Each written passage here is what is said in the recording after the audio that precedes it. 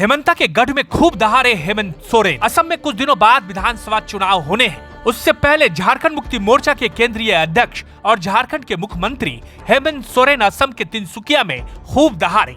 असम के तिनसुकिया जिले में all Adivasi student association of Assam द्वारा आयोजित 21वीं आदिवासी महासभा 2026 को संबोधित करते हुए मुख्यमंत्री हेमंत सोरेन ने कहा, आप सभी आदिवासी समुदाय के लोग जो लगभग 150 वर्षों से यहाँ रह रहे हैं, उनसे रूबरू होने का आज मुझे मौका मिल रहा है। मुख्यमंत्री ने कहा कि झारखंड के वैसे सभी आदिवासी मूलवासी समुदाय के जनमानस जो असम में रहकर अपना जीवन यापन कर रहे हैं, उनकी तकलीफों, उन पर हो रहे अत्याचारों और व्यथा को सुनने के लिए हम आज यहाँ आए हैं। हम लोग झारखंड से आए हैं। कहीं न कहीं आप सभी का जुड़ाव भी झारखंड से बहुत पुराना रहा है। झारखंड एक ऐसा प्रदेश है जब देश के लोग आजादी का सपना भी नहीं देखे थे। उस समय आजादी की लड़ाई हमारे पूर्वजों ने अंग्रेजों के साथ लड़ा था। 100-150 साल से रह रहे हमारे झारखंड के मूलवासियों,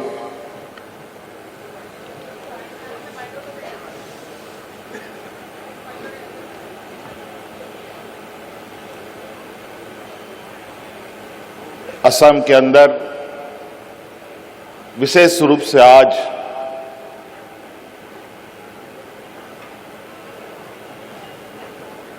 आप सबके तकलीफों को, आप सबके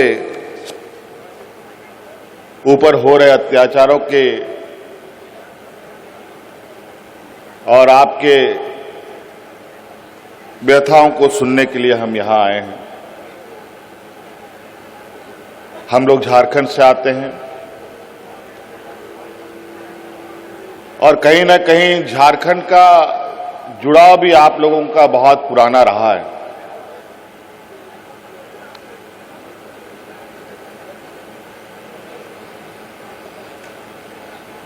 झारखंड एक ऐसा प्रदेश है जहां भारत देश का लोग सपना भी नहीं देखता था आजादी का। उस समय से हमारे पूर्वज अंग्रेजों के साथ संघर्ष करते थे। भगवान बिरसा मुंडा, सिद्धू कान्हू, तिलका मांझी, अनेक लोग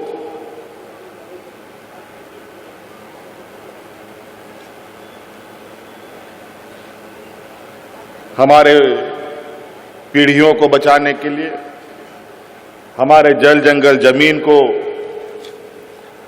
बचाने के लिए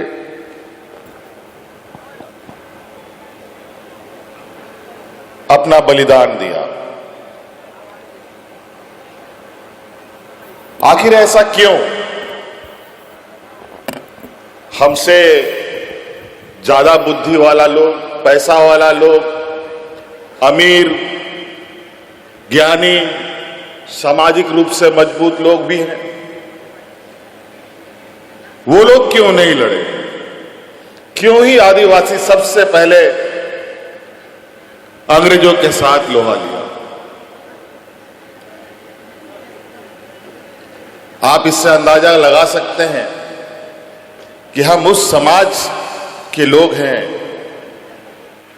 जहां हम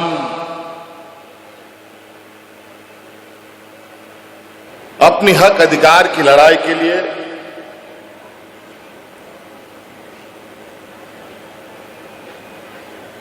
हमेशा संघर्ष किया है।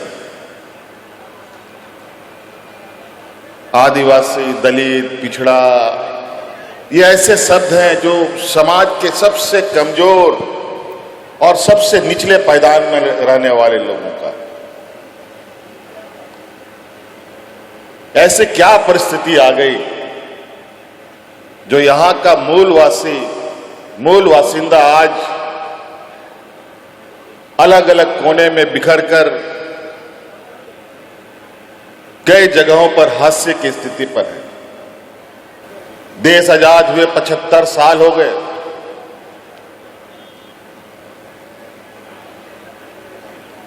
कई नीतियां बनी, कानून बने, संविधान में हमें रक्षा कवच मिला। उसके बावजूद आज हम कहां हैं? आज हम कितना संघर्ष कर रहे हैं।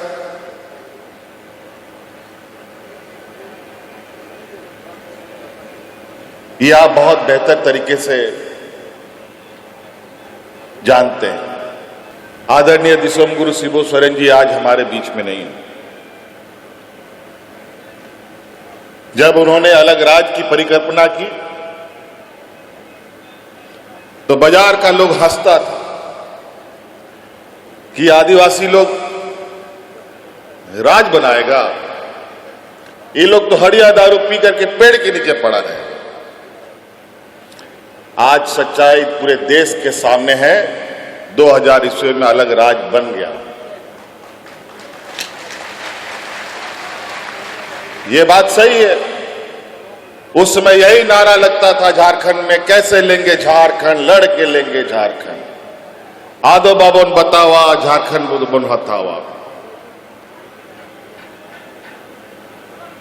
ना मोबाइल, ना गाड़ी, ना मोटर,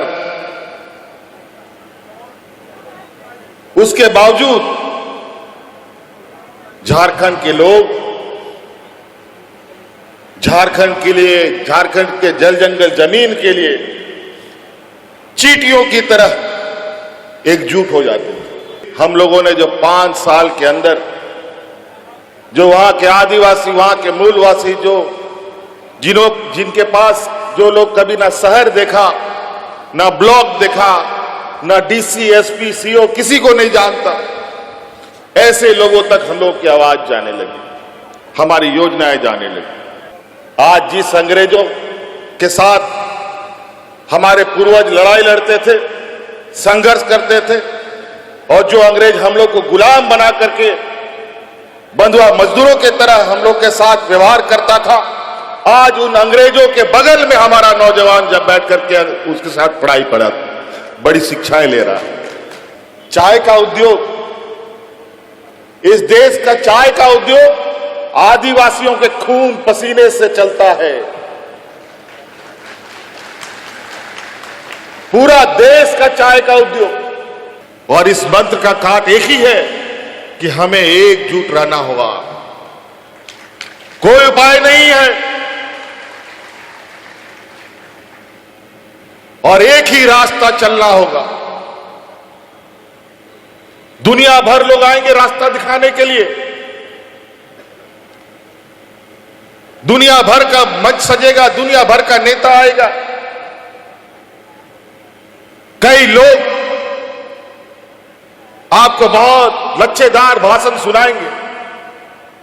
हम लोग लच्छेदार भाषण वाले लोग नहीं हैं। हम लोग ऐसे लोगों के सिपाही हैं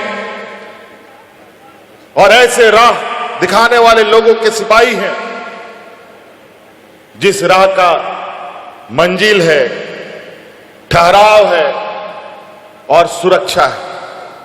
नहीं तो कई ऐसे राह दिखाने वाले लोग मिलेंगे जिसका कोई मंजिल नहीं, कोई सुरक्षा नहीं, कहां आप गुम हो जाइएगा पता नहीं। और आज आपका ये नौजवान भाई, बेटा, दोस्त, जो भी आप कह लें, दुनिया का इतिहास है, पहली बार दुनिया का सबसे बड़ा वैश्विक मंच वर्ल्ड इकोनॉमिक फोरम जो स्विट्जरलैंड में हुआ, इस दुनिया का इतिहास में पहली बार एक नौजवान आदिवासी ने वहां अपना प्रतिनिधित्व किया। देश की अर्थव्यवस्था में झारखंड सबसे ज्यादा कंट्रीब्यूट करने वाला राज्य है, लेकिन वहां के लोग बेचारे बुरे हाल, फटे हाल। हमने तय किया इस राज्य ने बहुत कुछ दिया है, अब इस राज्य को देने की जरूरत है। आज इसीलिए हमने देश के वैश्विक मंच पर इस बात को रखा कि हमारे राज्य में जो संसाधन है, जिसको आज से नहीं सैकड़ों वर्षों से लूटा जा रहा है, उसका सही मूल्य हमारे राज्य को मिलना चाहिए। हमें एक सही सहयोग की आवश्यकता है। और आज सरकार अपने राज्य की आधी आबादी जो हमारी महिलाएं हैं लगभग 50 लाख से 56 लाख महिलाओं को, हर एक महिलाओं को 2500 रुपए देने का काम करती है हर महीना। और आज गांव-गांव में महिलाएं अपने पैरों पर खड़ा हो रही है। जैसे गाड़ी, मोटरसाइकिल हो या गाड़ी हो, अगर उसमें तेल नहीं चलेगा, तेल नहीं डालिएगा तो एक डेग भी नहीं चलता, फिर ढकेल के ले जाना पड़ता। तो सोचिए, मोटरसाइकिल हो या 4 चक्किया हो, उसको ढकेल के ले जाना कितना तकलीफ है। उसी तरीके से आज के इस जीवन में जेब में पैसा नहीं रहता है तो बुद्धि भी काम नहीं करता। कोई गरीब कमजोर परिवार भविष्य के बारे में कोई विचार नहीं कर सकता। वो सरकार भी काम करती है तो एक बजट उसका बनता है, उसके बाद काम करती है। सभी विभागों के लिए अलग अलग बजट होता है, तब काम होता है। आज हमने राज्य की आधी आबादी को एक बजट बना दिया कि ये तुम्हारा फिक्स इनकम है, अगला महीना तुमको क्या करना है तुम आज इसी महीने सोच सकते हो।